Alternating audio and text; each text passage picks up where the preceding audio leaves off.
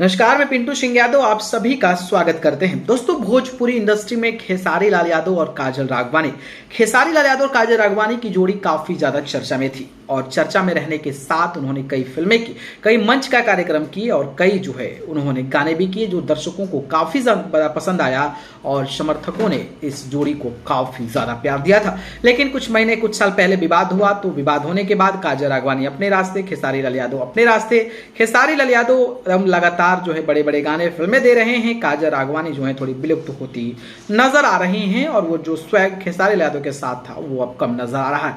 इसके बाद चाहे जन्मदिन होता है, चाहे कुछ भी मौका होता है, खेसारी लाल यादव को ना ही काजल राघवानी पूछती है, ना ही काजल राघवानी खेसारी लाल यादव को कोई प्रतिक्रिया देती है। इस कड़ी में अगर मैं बात करूं तो आपको पता होगा कि बॉलीवुड मशहूर कॉमेडियन राजू श्रीवास्तव जी इस दुनिया को अलविदा कह गए और वो एम्स में उनका इलाज चल रहा था और आज सुबह सुबह एम्स में ही उन्होंने अंतिम सांस ली। उनको कार्डियक अटैक आया था, यानी कि हार्ट अटैक आया था, जिसके बाद आनंद फानन में एम्स अस्पताल में भर्ती किया गया था और लगभग 49 दिन के बाद राजू श्रीवास्तव की हालत में सुधार नहीं हुई और इस दुनिया को अलविदा कह गए। इस कड़ी में भोजपुरी कलाकार सुपरस्टार खेसारी लाल यादव भी श्रद्धांजलि अर्पित करने से नहीं चुके, लेकिन इस श्रद्धांजलि अर्पित में भी काजल राघवानी को उन्होंने बड़का गच्चा दे दिया।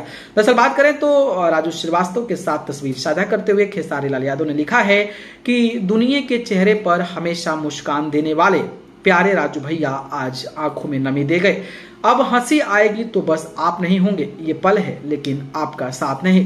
राजू भैया इतनी जल्दी क्यों, श्रद्धांजलि अमन। इन्होंने श्रद्धांजलि दिया है खेसारी लाल यादव ने। लेकिन सबसे बड़ी बात यह है कि ये जो तस्वीर है वो आधा अधूरी है। जो पूरी तस्वीर है वो आप हमारे कंप्यूटर स्क्रीन पर देख पा रहे होंगे कि इस तस्वीर को काजल राघवानी ने खींचा है और काजल राघवानी ने खुद अपने मोबाइल से कैप्चर किया है, लेकिन खेसारी लाल यादव ने श्रद्धांजलि अर्पित करते समय काजल राघवानी की इस तस्वीर को वहां से डिडक्ट कर दिया, काट दिया। तो इस तरीके से जो है तमाम चर्चाएं एक बार भोजपुरी इंडस्ट्री में होने लगी है। खैर, आपको इस पर क्या देना है प्रतिक्रिया कमेंट बॉक्स में दें। धन्यवाद।